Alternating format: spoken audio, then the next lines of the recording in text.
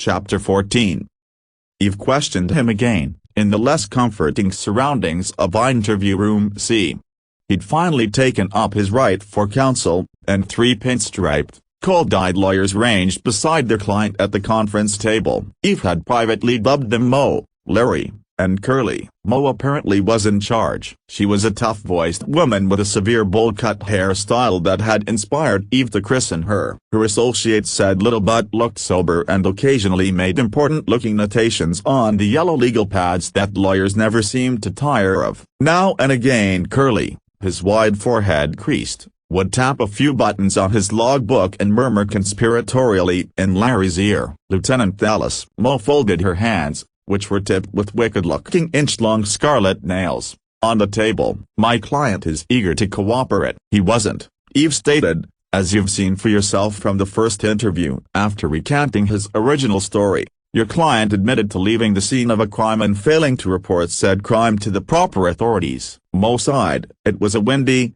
disappointed sound. "You can, of course, charge Mr. Angelini with those lapses." "We will, in turn, claim diminished capacity, shock, and the emotional trauma of his mother's recent murder. This would all be a waste of the court's time, and the taxpayer's dollar." "I haven't charged your client with doozy of broken bar lapses as yet. We're dealing with the larger theme here." Curly scribbled something, tilted his pad for Larry to read. The two of them murmured together and looked grave. "You have confirmed my client's appointment at Channel 75. "Yeah, he had an appointment, which he cancelled at 11:35. Odd that his diminished capacity and his emotional trauma eased off enough for him to take care of business." Before Mo could speak again, Eve turned and pinned Angelini with one hard stare. "You know Nadine First?" "I know who she is. I've seen her on the news." He hesitated, leaned over to consult Mo. After a moment, he nodded. "I'd met her a few times socially, and spoke with her briefly after my mother's death." Eve already knew all of that,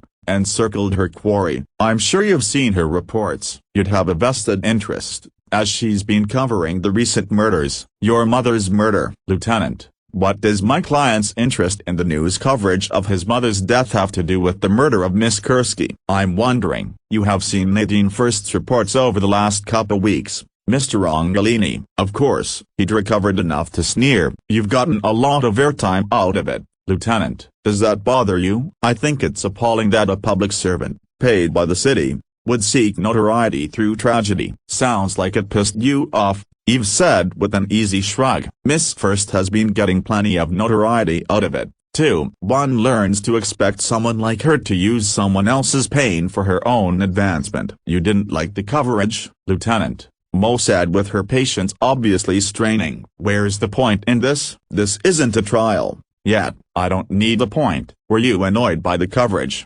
Mr. Angelini?" "Angry?" He broke off at a sharp look from Mo. "I come from a prominent family," he said more carefully. "We're accustomed to such things." "If we could get back to the business at hand," Mo requested. "This is the business at hand. Louise Kursky was wearing Nadine First's raincoat when she was killed." "You know what I think, Mr. Angelini?" "I think the killer hit the wrong target. I think he was waiting for Nadine and Louise just happened to choose the wrong time to go out in the rain for cigarettes. It doesn't have anything to do with me." His eyes darted toward his attorneys. "It still doesn't have anything to do with me. I saw it, that's all." "You said it was a man. What did he look like?" "I don't know. I didn't see him clearly. His back was to me. It happened so fast." "But you saw enough to know it was a man." "I assumed." He broke off, struggling to control his breathing while Mo whispered in his ear. "It was raining," he began. "I was several meters away, in my car." "You said you saw the victim's face." "The light."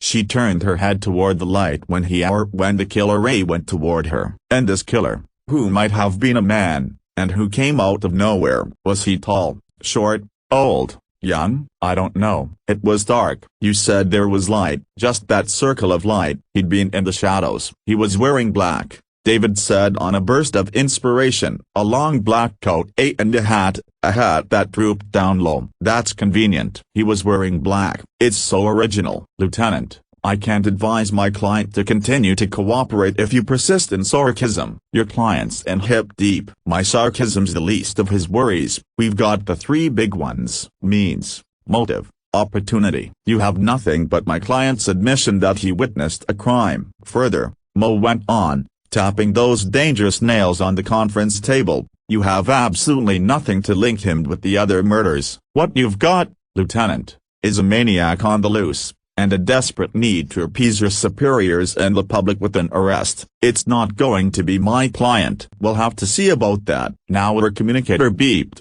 twice, a signal from Feeney. Her adrenaline surged, and she masked it with a bland smile. Excuse me, I'll only be a moment. She stepped out of the room into the hallway. Behind her through the one-way glass, a huddle was in progress. Give me good news, Feeney. I want to nail this son of a bitch. Good news? Feeney rubbed his chin. Well, you might like this. Yvonne Metcalf was in negotiations with our pal in their covert negotiations for the lead in some flick. It was all on the QT.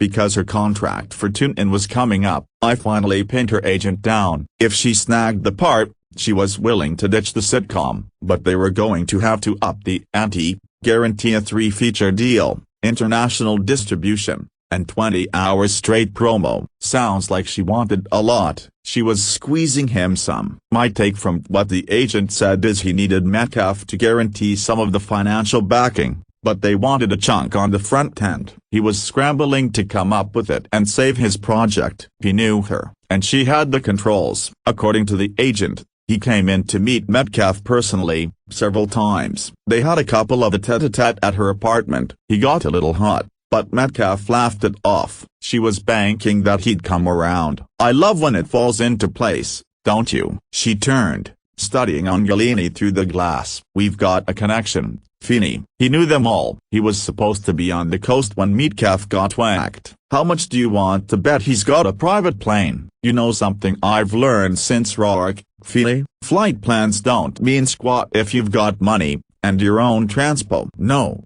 unless he comes up with 10 witnesses who were kissing his ass when Metcalf went down. I've got him. Watch him sweat, she muttered as she swung back into the interview room. She sat, crossed her arms on the table, and met Angelini's eyes. You knew Yvonne Metcalf? I off balance. David reached up, tugged at the collar of his shirt. Certainly, yeah, broken bar, everyone did. You had business with her, met her personally, you'd been to her apartment. This was obviously news to Mo, who bared her teeth, tossed up a hand. One moment, Lieutenant. I'd like to speak to my client privately. All right. Obliging. Eve rose. Outside, she watched the show through the glass, and thought it a pity that the law prevented her from turning on the audio. Still, she could see Mo fire questions at David and could gauge his stuttering responses while Larry and Curly looked grim and scribbled furiously on their pads. Mo shook her head at one of David's answers,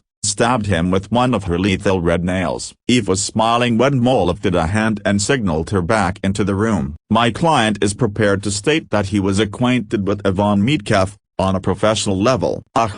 This time Eve leaned a hip on the table. Yvonne Metcalf was giving you some grief, wasn't she, Mr. Angelini? We were in negotiations. His hands linked together again, twisted. It's standard for the talent side of a project to demand the moon. We were broken bar coming to terms. You met her in her apartment, argued? We had meetings at several locations. Her home was one of them. We discussed terms and options. Where were you, Mr. Angelini, on the night Yvonne Metcalf was murdered? I'd have to check my diary, he said with surprising control. But I believe I was in New Los Angeles, the Planet Hollywood complex. I stay there whenever I'm in town. And where might you have been between 7 and midnight, West Coast time? I couldn't say. You're going to want to say, Mr. Angelini. Most likely in my room. I had a great deal of business to see to. The script needed reworking. The script you were tailoring for Miss Metcalf? Yes,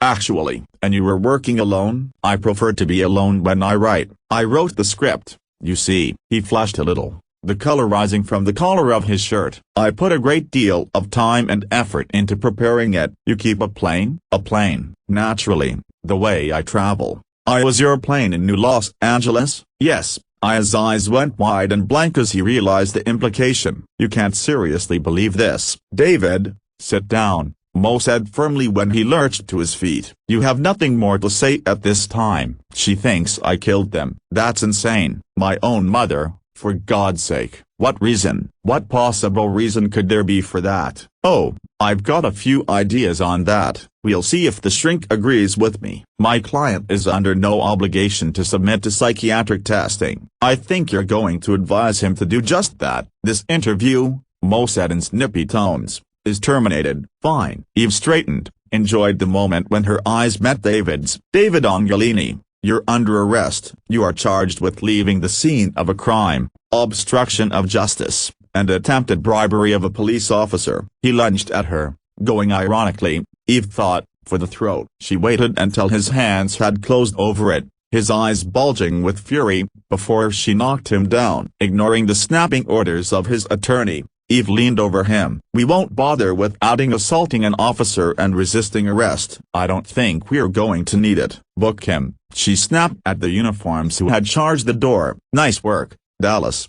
Feeney congratulated as they watched David being led away. Let's hope the PA's office thinks so. Enough to block bail. We have to hold him and sweat him. I want him on murder one, Feeney. I want him bad. We're close to it, kid. We need the physical evidence. We need the damn weapon, blood, the souvenirs. Myra's psychiatric will help, but I can't bump up the charges without some physical. Impatient, she consulted her watch. Shouldn't take too long to get a search warrant, even with the lawyers trying to block. How long you been up? He wondered. I can count the circles under your eyes. Long enough that another couple of hours won't matter. How about I buy you a drink while we wait for the warrant? He put a paternal hand on her shoulder. I think we're both going to need one. The commander got wind of it. He wants us, Dallas. Now, she dug a finger along the center of her brow. Let's get it together then, and make it 2 drinks after we're done. Whitney didn't waste time. The moment Eve and Feeney stepped into his office, he scolded them both with one long look. You brought David in to interview. I did. Yes, sir. Eve took an extra step forward to take the heat. We have video of him on the gate security at Channel 75 at the time of Louise Kursky's murder. She didn't pause, but streamed through her report, her voice brisk, her eyes level. David says he saw the murder. He claims he saw someone, possibly male, in a long black coat and a hat, attack Kursky, then run toward 3rd, and he panicked. Whitney added, still in control. His hands were quiet on his desk. Left the scene without reporting the incident. Whitney may have been cursing inwardly, his stomach might have been in greasy knots of tension, but his eyes were cool, hard, and steady. It's not an atypical reaction from a witness to a violent crime. He denied he was on scene. Eve said calmly. Tried to cover, offered a bribe. He had the opportunity, Commander, and he's linked to all 3 victims. He knew Metcalf was working with her on a project, had been to her apartment. Whitney's only reaction was to curl his fingers, then uncurl them. Motive, Lieutenant? Money first, she said. He's having financial difficulties that will be eased after his mother's will is probated. The victims, or in the 3rd case, the intended victim, were all strong women in the public eye. Were all, in some manner, causing him distress. Unless his lawyers try to block it, Dr. Myra will test him, determine his emotional and mental state, the probability factor of his aptitude toward violence. She thought of the press of his hands around her throat and figured the probability was going to be nice and high. He wasn't in New York for the first 2 murders. Sir, she felt a bolt of pity, but suppressed it. He has a private plane. He can shuttle anywhere he likes. It's pathetically simple to doctor flight plans. I can't book him for the murders yet, but I want him held until we gather more evidence. You're holding him on leaving the scene and the bribery charge. It's a good arrest, Commander. I'm requesting search warrants. When we find any physical evidence, say if. Whitney interrupted. He rose now, no longer able to sit behind his desk. That's a very big difference, Dallas. Without physical evidence, your murder case can't hold, which is why he has yet to be charged for murder. She laid a hard copy on his desk. She and Feeney had taken the time to swing past her office and use her computer for the probability ratio. He knew the first 2 victims and Nadine first, had contact with them, was on the scene of the last murder. We suspect that Towers was covering for someone when she zapped the last call on her A-Link. she would have covered for her son. And their relationship was strained due to his gambling problem and her refusal to bail him out. With known data, the probability factor of guilt is 83.1%. You haven't taken into account that he's incapable of that kind of violence. Whitney laid his hands on the edge of his desk and leaned forward. You didn't factor that into the mix, did you, Lieutenant? I know David Angelini, Dallas. I know him as well as I know my own children. He isn't a killer. He's a fool, perhaps. He's weak, perhaps. But he isn't a cold-blooded killer. Sometimes the weak and the foolish strike out. Commander, I'm sorry. I can't kick him loose. Do you have any idea what it would do to a man like him to be penned? To know he's suspected of killing his own mother? There was no choice left for him, in Whitney's mind,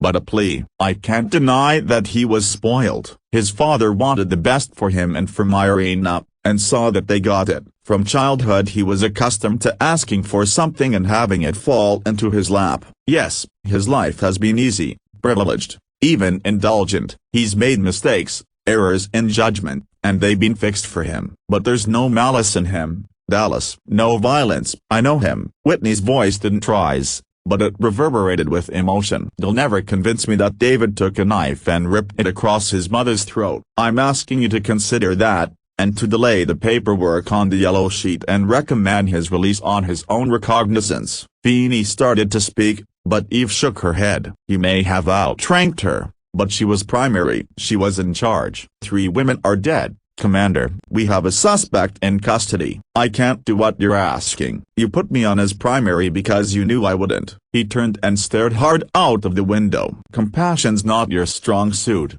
is it, Dallas? She winced, but said nothing. That's a wrong swing, Jack, Feeney said, with heat. And if you're going to take one at her, then you'll have to take one at me.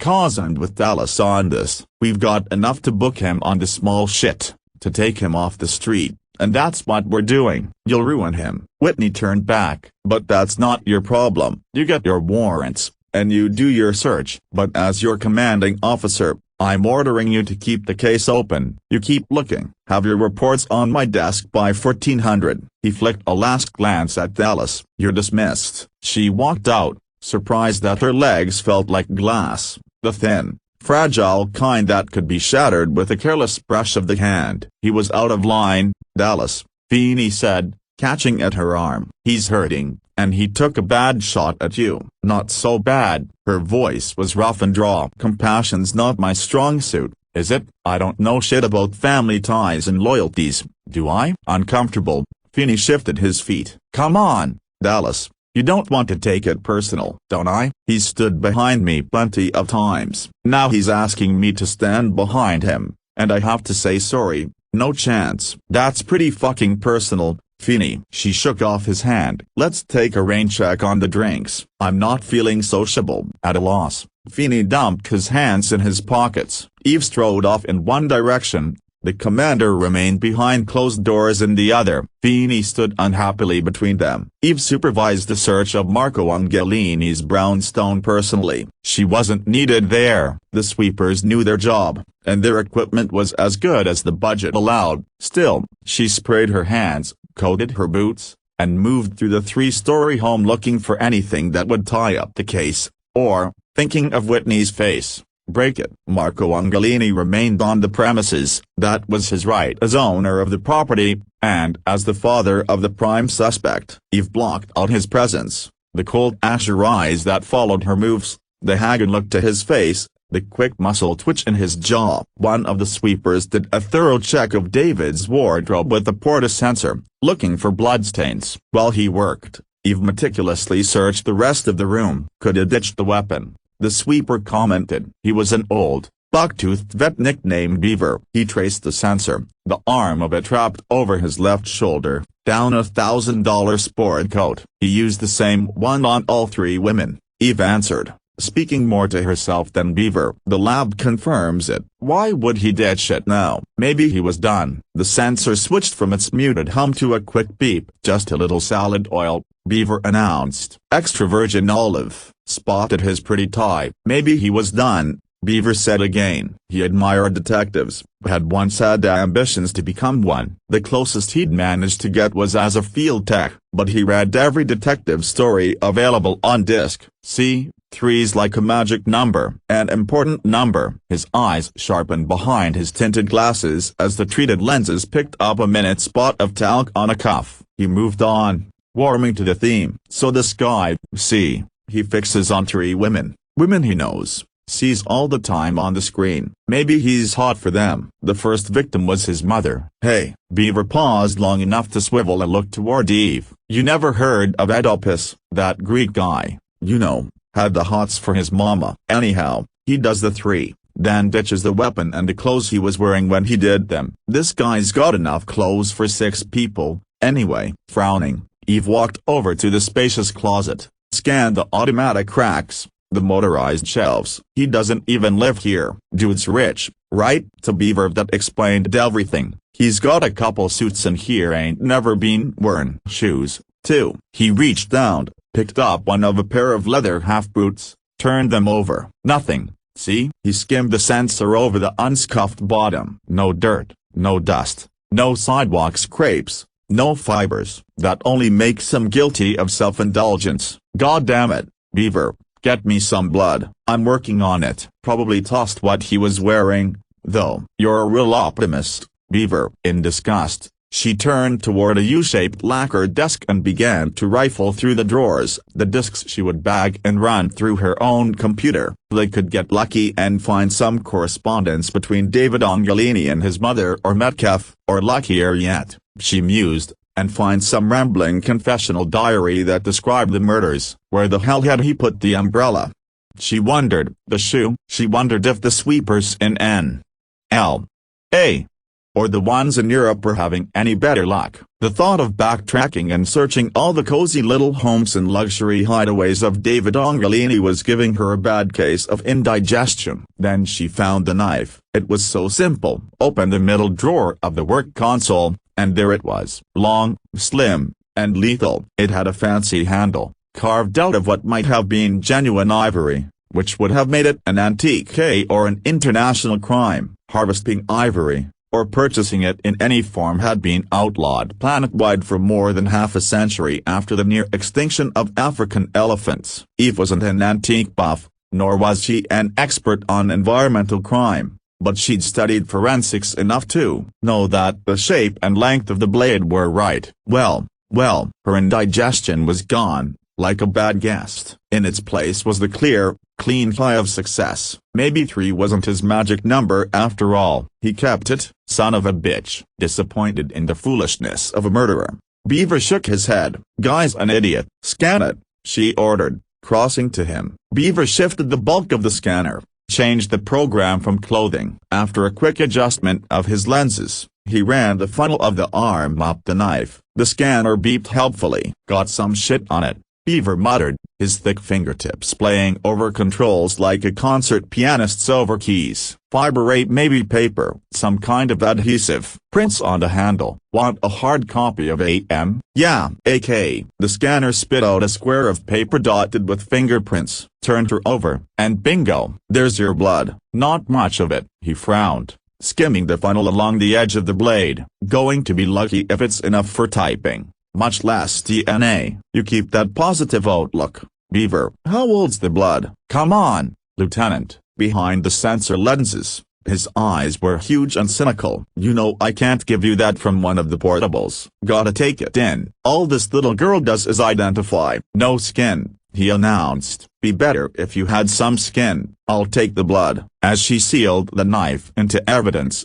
a movement caught her eyes. She looked up and into the dark, damning eyes of Marco Angelini. He glanced down at the knife, then back into her face. Something moved across his, something wrenching that had the muscle jerking in his jaw. I'd like a moment of your time, Lieutenant Dallas. I can't give you much more than that. It won't take long. His eyes flicked to Beaver, then back to the knife as Dallas slipped it into her bag. In private, please. All right. She nodded to the uniform who stood at Angelini's shoulder. Tell one of the team to come up and finish the hands-on search in here, she ordered Beaver, then followed Angelini out of the room. He turned toward a set of narrow, carpeted steps, his hand trailing along a glossy banister as he climbed. At the top, he shifted right and stepped onto a room. An office, Eve discovered, sun-washed now in the brilliant afternoon, light beamed and glinted off the surfaces of communication equipment, struck and bounced from the smooth semicircular console of sober black, flashed and pooled on the surface of the gleaming floor. As if annoyed with the strength of the sunlight, Angelini hit the switch that had the windows tinted to a soft amber. Now the room had shadows around pale gold edges. Angelini walked directly to a walled unit and ordered a bourbon on the rocks. He held the square glass in his hand, took one careful sip. "You believe my son murdered his mother and 2 other women?" "Your son has been questioned on those charges, Mr. Angelini. He is a suspect. If you have any questions about the procedure, you should speak with his counsel." "I've spoken with them." He took another sip. "They believe there's a good chance you will charge him, but that he won't be indicted. That's up to the grand jury." "But you think he will?" "Mr. Angelini, if and when I have arrested your son and charged him with 3 counts of first-degree murder, it will be because I believe he will be indicted, tried, and convicted on those charges, and that I have the evidence to ensure that conviction." He looked at her field bag where she'd put some of that evidence. "I've done some research on you, Lieutenant Dallas." "Have you?" "I like to know the odds," he said with a humorless smile that came and went in a blink. "Commander Whitney respects you, and I respect him. My former wife admired your tenacity and your thoroughness, and she was not a fool." "She spoke of you. Did you know that?" "No, I didn't." "She was impressed by your mind, a clean cop's mind she called it." "You're good at your job, aren't you, Lieutenant?" "Yeah, I'm good at it." "But you make mistakes." "I try to keep them to a minimum." "A mistake in your profession, however minimal, can cause incredible pain to the innocent." His eyes stayed on hers, relentlessly. "You found a knife in my son's room." "I can't discuss that with you." "He rarely uses this house," Angelini said carefully. 3 or 4 times a year perhaps. "He prefers the Long Island estate when he's in the area." "That may be, Mr. Angelini, but he used this house on the night Louise Kursky was killed." Impatient now, eager to get the evidence to the lab, Eve moved a shoulder. "Mr. Angelini, I can't debate the state's case with you, but you're very confident that the state has a good case," he interrupted. When she didn't answer, he took another long study of her face. Then he finished the drink in one swallow, set the glass aside. "But you're wrong, Lieutenant. You've got the wrong man." "You believe in your son's innocence, Mr. Angelini." "I understand that." "Not believe, Lieutenant. No, my son didn't kill those women." He took a breath, like a diver about to plunge onto the surface. "I did."